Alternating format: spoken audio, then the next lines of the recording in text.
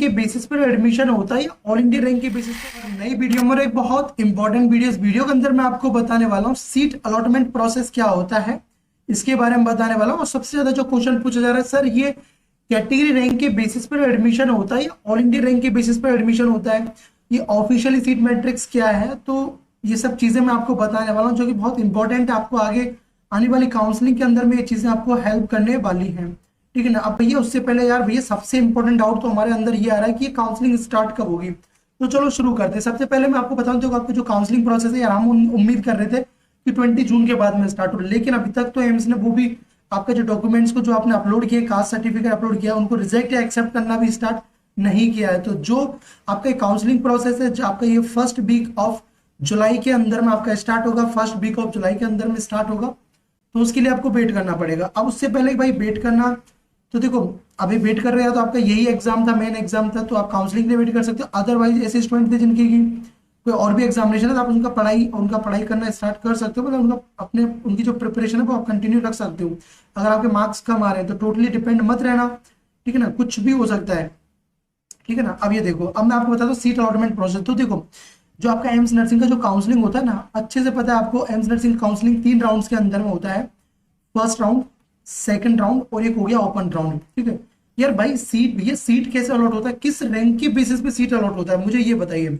देखो आपने score card check किया, ठीक है, उसके अंदर में क्या दिया हुआ था, उसके अंदर में आपका दिया था ऑल इंडिया रैंक दिया हुआ था, ऑल इंडिया रैंक दिया हुआ था। लेकिन आपको तो पता है आपका कैटेगरी क्या है, कोई का ओबीसी है, किसी का एससी एसटी है। तो देखो पहले ये चीज बताओ, फिर मैं आपको सीट मैट्रिक्स बताता हूँ, फिर मैं आपको बताता हूँ कैसे अलॉट होता है। देखो आपको पता है जनरल का जो सीट्स है, देखो जो जनरल कैटेगरी का जो सीट्स है आपका, ये देखो जनरल कैटेगरी का जो सीट्स है 532 सीट्स है आप जनरल कैटेगरी का। अगर मैं बात करूं आपका ओबीसी कैटेगरी का तो ये 346 ओबीसी कैटेगरी का सीट्स है। अगर हम बात करें एससी कैटेगरी का तो 190 है और एसटी कैटेगरी का है 95 सीट्स है। ये आपका सीट मैट्रिक्स है। अब आपने एक चीज बार बार पूछा, भैया यार ये बताओ ये कम मार्क्स होने पर भी मतलब लो रैंक आ रहा है हमारा, तो कैसे एडमिशन मिलेगा। तो मैंने एक चीज आपको हमेशा बोला है, अभी भी मैं आपको बोल देता हूँ। देखो अगर आपका कैटेगरी है एससी कैटेगरी से बिलोंग करते हो, एसटी कैटेगरी से बिलोंग करते हो, पीडब्ल्यूबीडी कैटेगरी से बिलोंग करते हो, भाई कितना भी हो आप जरूर पार्टिसिपेट करना। आपको एडमिशन के मैक्सिमम चांसेस हैं, आपको एडमिशन के मैक्सिमम चांसेस, अगर आप पार्टिसिपेट करोगे तो आपका कितना भी रैंक आ रहा हो आप पार्टिसिपेट कर लेना, आपको एडमिशन मिल जाएगा, ठीक है ना। अब बोलो भैया कब तक मिलेगा, कैसे मिलेगा। और देखो सबसे बड़ा दिक्कत होता है जनरल वालों के साथ, ठीक है ना, जनरल वालों के साथ दिक्कत रहता है। लेकिन इस बार तो जब जिसका भी ओबीसी में वो भी पार्टिसिपेट कर सकता है। लेकिन देखो मैं तो बोला यार, आप जनरल लोग कोई पार्टिसिपेट करने में क्या जा रहा है, आपको जीरो फील लग रहा है, पार्टिसिपेट आप कर लो। जिसका ठीक ठाक रैंक आ रहा है तो भाई उसके लिए काउंसलिंग थोड़ा ज्यादा इंपॉर्टेंट होता है, क्योंकि उसको कॉलेजेस फिल करने होते हैं। और अगर भाई आपको कॉलेजेस का आइडिया नहीं होगा कि कौन सा एम्स कॉलेज पुट करना है, ठीक है ना, तो फिर आप जो डिजर्व करते थे वो आपको नहीं मिल पाएगा, ठीक है ना। फिर आपको लगेगा नहीं यार सर मैं तो ये डिजर्व करती थी, मेरे रैंक के अकॉर्डिंग मेरी जो और मतलब जो फ्रेंड्स लोग हैं उनको तो ये एम्स कॉलेज मिल गया, ठीक है ना, लेकिन मुझे ये एम्स कॉलेज नहीं मिला। तो इसके लिए आपको काउंसलिंग की जरूरत पड़ती है, ठीक है। तो ये देखो ये आपका है टोटल सीट्स आपका 1291 है, ये लास्ट ईयर का है, ये लास्ट ईयर का है, मतलब ये 2024 का है आपका जो सीट मैट्रिक्स है, ठीक है ना, ये 2024 का सीट मैट्रिक्स है। अभी का सीट मैट्रिक्स कब आएगा यार भाई, अभी का जो सीट मैट्रिक्स है ना आपका, जैसे आपका काउंसलिंग स्टार्ट होगा, जो काउंसलिंग शेड्यूल आएगा उस टाइम पे आपको देखने को मिलता है। तो अब देखो पता है यहाँ पे देखो 95 सीट्स है एसटी के लिए। लेकिन आपको एक चीज पता है, मैं आपको ये चीज इसलिए बोल रहा हूँ एससी एसटी वालों को तो स्पेशली इसलिए बोल रहा हूँ, भाई आपके जो कैटेगरी वाले स्टूडेंट है भाई वो जाते हैं एमसीसी काउंसलिंग, जो मैक्सिमम लोग चला जाता है एमसीसी काउंसलिंग के लिए, ठीक है ना, एमसीसी काउंसलिंग के लिए चला जाता है। वहां पे जाके वो एमबीबीएस के अंदर में एडमिशन के लिए वो देखता है, बीडीएस को देखता है, ठीक है ना, या अगर वो भी नहीं होता तो फिर वो एम्स की नर्सिंग के अंदर में आता है। और जबकि मैंने आपको नीट नर्सिंग का भी बताया था ना, नीट नर्सिंग का भी कितना कम कट ऑफ जाता है, लास्ट ईयर का मैंने आपको बताया भी था कि इतने इतने रैंक तक अलॉटमेंट हुआ है, ठीक है। आप बोलो भैया अलॉटमेंट प्रोसेस कैसे होता है, वो मैं आपको समझा देता हूँ। कौन सा रैंक मैटर करता है, सबसे पहले देखो कौन सा कैटेगरी रैंक मैटर करेगा, ये देखो। अब आपका ये चीज तो पता है आपको, देखो उन्होंने जो अब एक पता है एक डाउट लोगों का आ रहा है यार, मैं बताते बताते परेशान हो गया यार। जो आपका जो मेरिट लिस्ट आया है ना, मेरिट लिस्ट जो आया है, मेरिट लिस्ट आया तो उसका मतलब ये नहीं है कि सबको एडमिशन मिलेगा। या कुछ लोग तो उनको जो मेरिट लिस्ट में जो लिख रहा है ना कि 16,000 रैंक तक लिया है, तो कुछ लोग बोल रहे हैं 16,000 तो सीट है, हमको क्यों नहीं मिलेगा। भाई वो सीट नहीं है, ठीक है ना, वो सीट मैट्रिक्स नहीं है। अब बोलो भैया आपको कौन बोल दिया यार, इतने सारे लोग मेरे से कॉन्टेक्ट कर रहे हैं ना, तो मैं आपको बता रहा हूँ उसी के बेसिस पे भाई वो आपकी जो सीट मैट्रिक्स नहीं है, वो सीट मैट्रिक्स नहीं है जो आपने देखा था ना, आपने जो मेरिट लिस्ट आई थी आपने देखा था, वो हर कैटेगरी के क्वालिफाई कैंडिडेट है कि यही केवल काउंसलिंग के लिए एलिजिबल है, ठीक है ना। काउंसलिंग के लिए एलिजिबल है, इसका मतलब ये नहीं कि आप काउंसलिंग के लिए एलिजिबल तो आपको सीट मिल ही जाएगा। सीट का कोई गारंटी नहीं है आपका। जो आपको जो मेरिट लिस्ट आपने देखने को मिला था एम्स का, तो उसमें अगर काउंसलिंग के लिए पार्टिसिपेट करो तो सीट का कोई गारंटी नहीं है। आप बोलो भैया यार ये बताओ यार किस कैटेगरी किस रैंक के बेसिस पर एडमिशन मिलता है, तो सुनो देखो, जो मैंने अभी आपको जो आपको मैंने सीट मैट्रिक्स दिखाया है, तो सबसे पहले क्या होता है, देखो सबसे पहले क्या होता है कि माना कि कोई एससी कैटेगरी वाला है, ठीक है ना, मान के चलते हैं एससी कैटेगरी का है, और यहाँ पर आप मान के चलो देखो 14 सीट्स है दिल्ली के अंदर में, ठीक है ना। एससी कैटेगरी वाला कैंडिडेट 14 सीट्स है दिल्ली के लिए।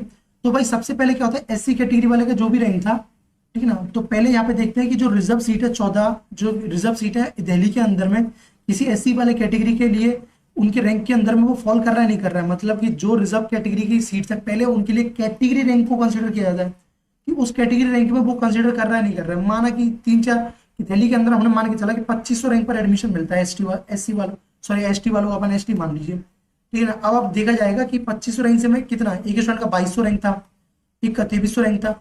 तो पर्टिकुलर भाई जो उसका कैटेगरी रैंक क्या था, उस कैटेगरी रैंक पे पहले ये देखते हैं कि क्या वो फॉल कर पा रहा है उसमें। अगर फॉल कर पा रहा है तो वो उसको मिल जाएगा। अगर कैटेगरी रैंक पर नहीं मिल पा रहा तो फिर उसका जनरल रैंक कंसिडर किया जाता है। अगर जनरल रैंक अच्छा होगा तभी यहाँ पे एडमिशन मिलेगा, अदरवाइज नहीं मिलेगा। तो भाई जो रिजर्व सीट्स होती है, कहने का मतलब आप इतना समझिए, जो आपकी रिजर्व सीट्स है, जो रिजर्व सीट्स है उनके लिए आपका मैटर करता है कैटेगरी, ठीक है ना। लेकिन कैटेगरी रैंक आता नहीं है, वो एम्स के पास होता है, ठीक है ना। लेकिन जो ऑल इंडिया जो आपकी जो मतलब कि जो जो अनरिजर्व सीट्स है उन सब के लिए ऑल इंडिया रैंक भी मैटर करता है, ठीक है ना। लिखता है ना, एक होता है मतलब आपका अलॉटेड कैटेगरी और आपका जो कैटेगरी, आप कौन सा कैटेगरी का सीट अलॉट हुआ है, और आपने अप्लाइड कैटेगरी अलॉटेड कैटेगरी, इनको इस टर्म में बोलते हैं। इस टाइप से आपका सीट एलोकेशन होता है। अब सीट एलोकेशन में एक डाउट और था भैया यार, अगर हमको माना कि भैया फर्स्ट राउंड के अंदर में हमको सीट मिल जाता है, ठीक है ना, ये सेकंड राउंड, अगर हमको फर्स्ट राउंड के अंदर में कोई सीट मिल गया, अगर हमको नहीं लेना है तो क्या हम घर बैठे बैठे अपग्रेड कर पाएंगे? नहीं, घर बैठे बैठे अपग्रेड नहीं, आपको रिपोर्ट करना पड़ेगा। जो पर्टिकुलर एम्स आपको मिला है वहां आपको रिपोर्ट करना है, वहां अपने जो ओरिजिनल डॉक्यूमेंट्स है वो आपको सबमिट करना है, तब आपको करना पड़ेगा। अब बोलो भैया 2 राउंड के बाद में एक ओपन राउंड होता है, इसमें जो 25,000 रुपये हम पे करते हैं तो क्या वो रिफंड हो जाता है? हाँ, वो रिफंड होता है अगर आपको सीट नहीं मिलती। अगर सीट भी मिल जाती है और आप सीट को नहीं छोड़ते तब आपको वो रिफंड हो जाते हैं। ये आपका सीट एलोकेशन प्रोसेस। और ये हुआ सीट मैट्रिक्स, आप देख सकते हैं एम्स वाइज दिया हुआ है। यहाँ पे देखो आपका मंगलागिरी हुआ, जोधपुर हुआ, इसके अंदर में 100 सीट्स है, और एक हो गया आपका ऋषिकेश के अंदर में भी 100 सीट्स हैं। तो आपको काउंसलिंग के टाइम पे बहुत चीजों का ध्यान रखना है। पहला चीज सीट मैट्रिक्स आपने देखा, 1291 सीट मैट्रिक्स है। सीट एलोकेशन प्रोसेस देखा कि पहले कैटेगरी रैंक देखते हैं, फिर आपका ऑल इंडिया रैंक देखते हैं। अब जब काउंसलिंग करो तो सीट मैट्रिक्स का भी ध्यान रखना है, लास्ट ईयर क्या कट ऑफ रहा है वो भी आपको देखना है। ये सब देख के आपको अपना काउंसलिंग प्रोसेस करना है। अब ऐसे स्टूडेंट की भैया यार हमको काउंसलिंग का आइडिया नहीं है, कैसे होगा, और हमको हम बार बार मतलब ज्यादा यूट्यूब वीडियोस भी नहीं देखते हैं, तो आपको क्या करना है, तो आप मेरा ये काउंसलिंग मेंटरशिप प्रोग्राम ज्वाइन कर सकते हो, ठीक है ना। इसमें जो आपका कंप्लीट काउंसलिंग प्रोसेस है वो हमारी टीम आपको करके भी दे देगी। अगर आप चाहते हो नहीं भैया हम इसको तो कर लेंगे खुद से, आप बस हमको चॉइस फिलिंग प्रोवाइड कर दीजिए, कौन कौन से एम्स कॉलेजेस हमारे अकॉर्डिंग के अकॉर्डिंग वो करना है, तो वो भी मैं आपको प्रोवाइड कर देता हूँ। अगर आप चाहते हो तो ये आपको कंप्लीट काउंसलिंग भी हमारी टीम कर देती है, नहीं तो आपको प्रेफरेंस लिस्ट भी हमारी टीम प्रोवाइड कर देती है। उसके लिए जो आपको स्कैनर दिखना है इसको आपको पे करना है। देखो लास्ट ईयर में स्टूडेंट को एडमिशन मिला, उससे पहले भी मिला दिल्ली के अंदर में, गोरखपुर, बीबी नगर, बठिंडा, भुवनेश्वर। तो मैं चाहूंगा इस बार भी आपको एडमिशन मिले, ठीक है। तो इसके अंदर में एक चीज आपको करना है, जो चीजें मैं बताऊं वैसे आपको फॉलो करना है। बाकी तो मैं जो भी चीजें होंगी, जो भी अपडेट्स होंगे, जैसे इसमें ऐसे होंगे कि पेरेंट्स भी इस वीडियो को देख रहे होंगे, ऐसे पेरेंट्स होंगे कि जो रेगुलर वीडियोस नहीं देखते तो वो ये मेंटरशिप ज्वाइन कर सकते हैं। इसके अंदर बेसिकली क्या होता है मैं आपको बता देता हूँ। अगर बोलो भैया इसके अंदर में आप करते क्या हो, ठीक है ना, होता क्या है। देखो सबसे पहला चीज होता है इसके अंदर में, जैसे आप अपना जो पे करोगे, आप जैसे अपना पे कर देते हो, पहला जैसे आप अपना फी पे करते हो और मुझे व्हाट्सएप पे आपको स्क्रीनशॉट सेंड करना होता है इस नंबर पे। फी पे करने के बाद मैं आपको व्हाट्सएप ग्रुप के अंदर में ऐड करता हूँ, जिसके अंदर जो भी अपडेट्स होती हैं, ठीक है, जो भी अपडेट होती है वो आपको पता लग जाता है, आपको वीडियोस देखने का जरूरत नहीं पड़ता है। जैसे भी काउंसलिंग स्टार्ट होगा सब कुछ मैं आपको यहाँ बताऊंगा, ठीक है ना। उसके बाद में आपको कौन सा चॉइस फिलिंग है वो मैं आपको प्रोवाइड करता हूँ, चॉइस फिलिंग प्रोवाइड करूंगा। जो स्टूडेंट चाहते हैं कि हम भैया खुद से भर लेंगे वो खुद से भर सकते हैं। अगर जिनको थोड़ा बहुत उनके पास लैपटॉप वगैरह नहीं है तो वो हमारी टीम के थ्रू भी उनको फिल करवा सकते हैं। तो ये सब कुछ प्रोसेस होता है जिसमें मैं आपको बेस्ट कॉलेजेस आपके रैंक के अकॉर्डिंग कौन सा मिल सकता है वो मैं आपको प्रोवाइड करने का कोशिश करता हूँ, जिसका कि चार्जेस 999 है। ये कंप्लीट काउंसलिंग का जब तक आपको एडमिशन नहीं मिल जाता है। तो चलो ये वीडियो आपको समझ आया होगा। जब भी अपडेट आएगा तो मैं आपको वीडियोस बना के इन्फॉर्म भी कर दूंगा। बाकी तो अगर आप फर्स्ट टाइम जुड़े हो इस चैनल पे तो मेरा एक टेलीग्राम चैनल भी है एटिक एकेडमी करके, उसका लिंक डिस्क्रिप्शन बॉक्स में दिया हुआ है, वहां जाके आप उसको ज्वाइन कर सकते हो। और भी आपका कोई डाउट रहता है तो मुझे आप व्हाट्सएप पे भी पूछ सकते हो, जैसे मैं फ्री रहूंगा तो मैं आपको रिप्लाई कर दूंगा।